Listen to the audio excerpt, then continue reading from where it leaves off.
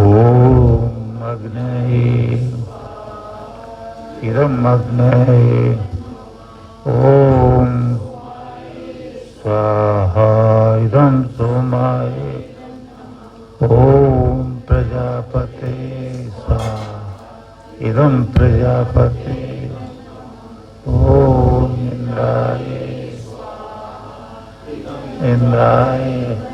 ये आपको पता ही है, ये सब ईश्वर के अलौकिक नाम है। ईश्वर के तो अनंत नाम है, अलौकिक, based on is divine qualities. परंतु आज संसार में कोई बिरला ही इन अलौकिक नामों का उच्चारण करता है, जैसे आप कर रहे हो। ये किसी को पता ही नहीं है, वो बेचारे क्या करें, वेद सुनते नहीं है। ईश्वर की वाणी तो वेद है, और इसके अलावा जितनी भी वाणियां हैं वो तो मनुष्यों की है। हाँ, ऋषियों की है, वो तो सुननी चाहिए, क्योंकि ऐसा वेदों में ईश्वर की आज्ञा है कि ऋषियों की वाणी सुनो या वेद वाणी सुनो। ऋषियों की वाणी सुनेगा कोई भी तो वेद तो ऑटोमेटिकली सुने जाएंगे, क्योंकि ऋषियों के पास तो वेद का ही खजाना है सिर्फ, और वाणी वो स्वीकार नहीं करते, क्योंकि वे ईश्वर की आज्ञा नहीं है। ईश्वर की आज्ञाएं, उपदेश केवल वेदों में है, और वो भी ईश्वर के अंदर से निकली हुई वाणी वेद, जो शुद्ध है, शुद्धेन, शुद्ध जो वेद वाणी है, शुद्धम, शुद्ध जो है इंद्र ईश्वर, यानी शुद्ध वेद वाणी से शुद्ध ईश्वर की पूजा करो। ये जो पूजा चल रही है, आहुतियां डालो। मनुष्य की वाणी अशुद्ध होती है, क्योंकि उसके अंदर काम, क्रोध, मद, लोभ, अहंकार सब कुछ होता है। कोई तपस्या करके ऋषि मुनि इस काम, क्रोध, मद, लोभ, अहंकार, निंदा, द्वेष, चुगली आदि को नष्ट करता है तपस्या के द्वारा। जब कोई भी साधना करता है और ऐसी स्टेज आ जाती है कि उसके अंदर से विकार खत्म हो जाते हैं, तो उसके अंदर ब्रह्म प्रकट हो जाता है। क्योंकि गंदी जगह परमेश्वर प्रकट नहीं होता। हृदय गंदा होता है, मन गंदा होता है, बुद्धि भी अशुद्ध होती है, प्रकट कहाँ से हो? फिर है सब जगह, प्रकट कहाँ से हो? मनुष्यों के श्लोक जो बोलते रहते हैं वो तो मनुष्य की बुद्धि से निकली है, ऋषि की बुद्धि से नहीं निकले श्लोक। तो ये रहस्य सबको समझ में आना चाहिए। हम ऋषियों की भी वाणी सुनते हैं, जैसे भगवान कृष्ण की वाणी है, निकली तो व्यास मुनि से ही है, व्यास मुनि ने लिखी है, लेकिन जो सारा श्रेय दे दिया वो भगवान कृष्ण को दे दिया। तो अब कृष्ण महाराज तो खुद कह रहे हैं मैं भगवान नहीं हूं। हाँ, वेद उन्हें कहता है कि वो ऋषि मुनि, इक्विवेलेंट टू गॉड, योगी हो गए। उनकी वाणी भी शुद्ध है, क्योंकि ऋषि है। लेकिन मैंने भगवत गीता पे भाष्य भी लिखा, कोई बिरला ही पढ़ता है, जो पढ़ता है फिर वो सच्चाई समझ जाता है। दुनिया पढ़ रही है, बांग्लादेश में भी है, कई देशों में गई है ये। तो मैंने भगवत गीता का ये देखा कि दुनिया पढ़ती है पर गीता को मानती नहीं है। उन्हें यही नहीं पता कि हम गीता को नहीं मानते, पता भी नहीं उन्हें। वो तो ये समझते हैं हम गीता को मानते हैं। तो अगर गीता को मानते हो तो गीता, अब कृष्ण महाराज कह रहे हैं खुद ही, हे अर्जुन, चौथे अध्याय में तेरे मेरे कई जन्म हुए, तो इसको क्यों नहीं मानते कि कृष्ण महाराज भगवान नहीं है, उनके तो कई जन्म हुए और होते ही रहे। फिर ये ऋषि के पद पे पहुंचे, योगियों के पद पर पहुंचे, अब आनंद में मोक्ष। वो जब कह रहे हैं कि तेरे मेरे कई जन्म हुए, तो इस बात को क्यों नहीं मानते? कोई भी नहीं मानता। कहते नहीं जी, ये तो जन्म मरण से रहित है, ये तो ब्रह्म है। कृष्ण महाराज कह रहे हैं कि हे अर्जुन, तू मुझे इन आंखों से नहीं देख सकता, तो फिर क्यों दर्शन करने जाते हैं? इन आंखों से कोई देखे, आंख खोल के क्यों दर्शन करते हैं? कृष्ण की बात मतलब कोई नहीं मानता, राम की बात कोई नहीं मानता, बस मूर्ति बनाकर उसकी पूजा करते रहते, बात कोई नहीं मानता। श्री राम को भी ऋषियों ने कहा वेदज्ञ सर्वशास्त्र तत्वज्ञ समाधि मानो, समाधिस्थ पुरुष हुए, चारों वेदों के ज्ञाता भगवान राम हुए हैं, उन्हें भी लोग अवतार मानते। वो कह रहे मैं अवतार नहीं हूँ, कृष्ण महाराज कह रहे मैं अवतार नहीं हूँ, हमने बना दिया। भगवान तो एक है जो निराकार है, अवतारवाद से परे है। आप सब वेद सुनते रहते हो, गौर से सुनो। कई बार मैंने सुनाया कि जब सृष्टि बनती है तो प्रलय के अलावा कुछ नहीं होता। सृष्टि बनने से पहले प्रलय अवस्था को ध्यान से सुना करो, पढ़ो। मैंने कितनी किताबें लिख दी हैं इस पे। पढ़ना ही तप है, स्वाध्याय तपः, तपः स्वाध्याय तपः, पढ़ो उनको।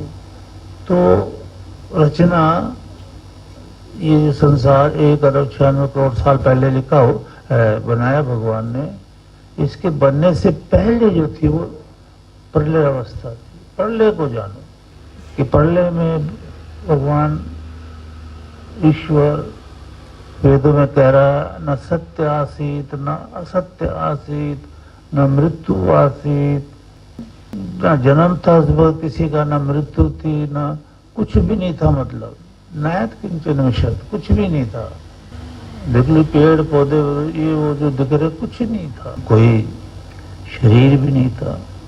जो आत्माएं ईश्वर के अधीन थी उन पे कोई शरीर नहीं था, उनके भी जन्म होने बाकी थे। सिर्फ प्रलय था। प्रलय में कुछ नहीं होता। ये प्रलय अवस्था को अच्छी तरह से जो लिखी हैं किताबें उसमें ढूंढो, पढ़ो, याद कर लो। ये तुम्हारा तप होगा। कोई भी किताब पढ़ोगे तप होगा। ये ऋषियों की किताबें, जैसे पतंजलि ऋषि ने लिखी, गौतम ऋषि ने, 6 ऋषियों ने 6 ग्रंथ लिखे। वो सारा हम यहाँ समझाते रहते हैं। तो जब कुछ भी नहीं था, लेकिन वहाँ ये भगवान ने कहा एक जीता जाता तत्व जो था वो ईश्वर था।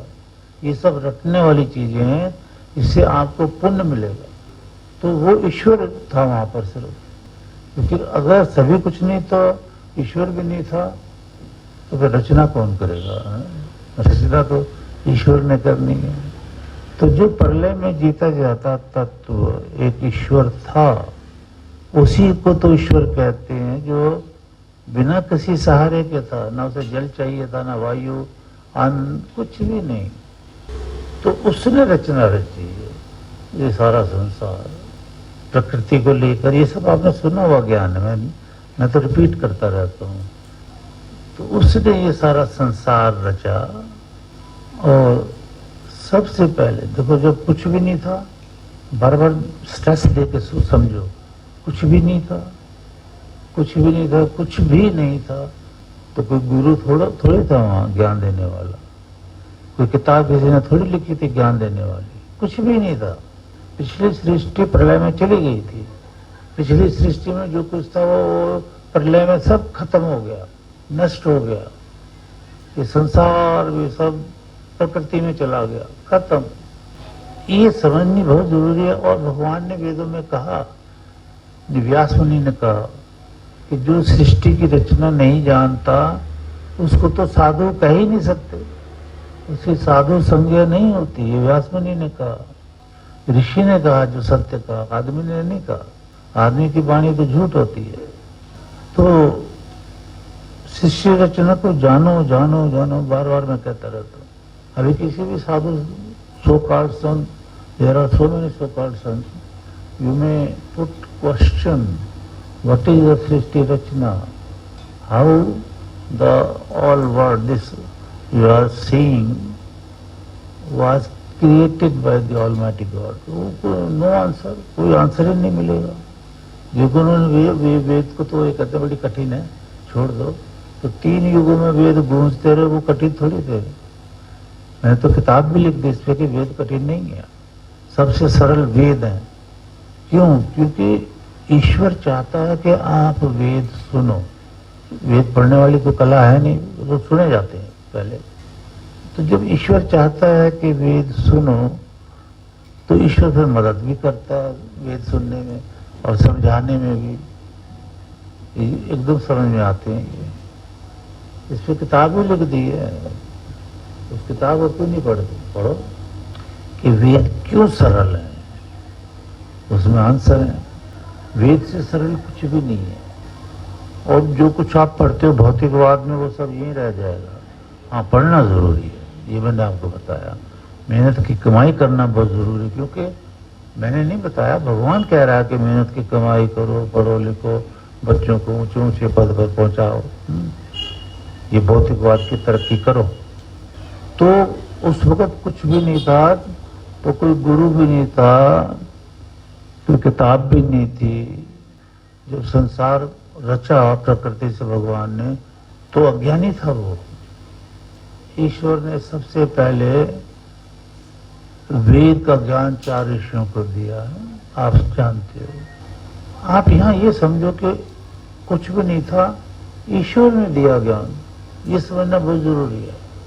वहाँ तुलसीगत रामायण नहीं थी, वहाँ पुराण नहीं थे, वहाँ कोई भी किताब मनुष्य के द्वारा जो लिखी गई है एक भी नहीं थी, क्योंकि मनुष्य का शरीर भी नहीं था, मनुष्य भी नहीं थे, लिखेगा कौन? तो कुछ भी नहीं था, तो ईश्वर ने वेद दिए ना। तो आज इस रहस्य को न जानने के कारण, न सुनने के कारण, न इस पर श्रद्धा लाने के कारण मनुष्य बिन गुरु ज्ञान भटक गया। बंदा तो भटक गया, अंधा हो गया, ज्ञान में फंस गया, क्योंकि वो वेद नहीं सुनता। ईश्वर ने ज्ञान दिया सबसे पहले, और ईश्वर से निकला ज्ञान जो वेद है वही सच है। ये समझना बहुत जरूरी है। कृष्ण महाराज की गीता इसलिए नहीं किसी को समझ में आती, वाल्मीकि रामायण इसलिए नहीं समझ में आती भगवान राम की, क्योंकि लोग वेद नहीं जानते। क्योंकि गीता भी वेदों से निकली है, ये मैंने उदाहरण दे दे के सिद्ध कर दिया उस गीता में, और सब ने माना है।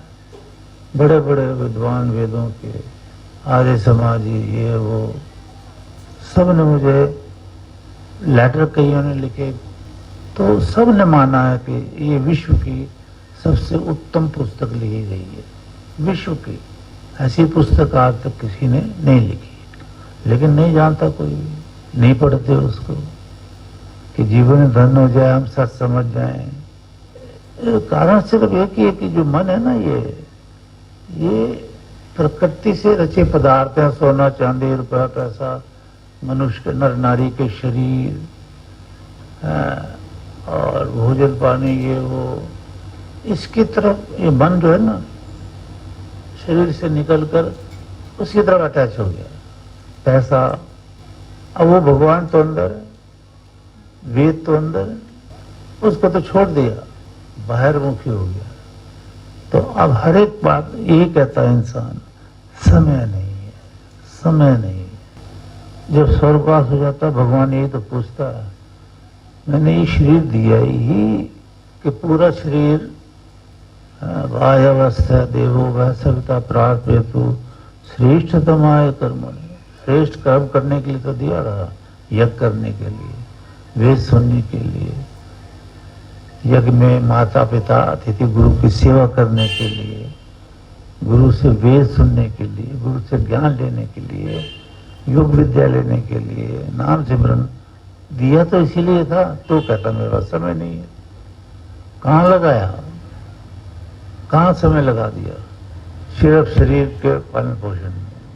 अरे शरीर तो चिता पे रह जाएगा, और शरीर का पालन पोषण भी जो हम कर रहे हैं, वेद का ज्ञान जिसके पास नहीं है, वो भी तो न जाने कैसे कैसे धन कमा करके, झूठ सच बोल बोल के वो शरीर का पालन कर रहे हैं, जो जिसने हमारा साथ भी, जीवात्मा का साथ छोड़ देना है। इस शरीर को तो ये कहा था भगवान ने कि भौतिक तरक्की भी करना, सही मेहनत से धन कमाना, पढ़ना लिखना, और साथ में आध्यात्मिक तरक्की। उभयम, उभयम है ना, दोनों, साथ साथ ये आध्यात्मिक तरक्की भी, भौतिक तरक्की भी। लेकिन वो ये कि इंसान जो है भौतिकवाद यानी प्रकृति के बने पदार्थों में, आपको तो ये मंत्र याद है, इसको याद तो है ही, आपको बोलते रहते हो, अंधतमे प्रविशन्ति ये असंभूति उपासते ततो भूरि विते तमः। मतलब वो इंसान अंधकार में चला जाता है जो प्रकृति की खोज करता है, चांद सितारों की खोज करता है, ये असंभूति है, असंभूति की पूजा कर रहा है।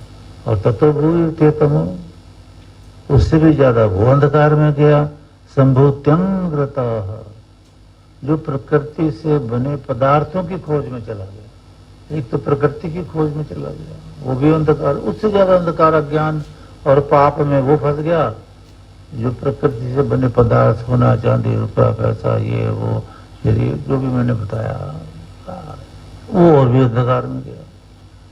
दोनों चीजें, वेद भी बढ़ाओ, जीवन में साधना करो, और फिर सारा दिन गृहस्थी का कार्य, बच्चे हैं तो पढ़ाई लिखाई में। पर ये जो मार्ग छोड़ दिया 3 युगों के बाद, नानक दुखिया सब संसार, दुखी है।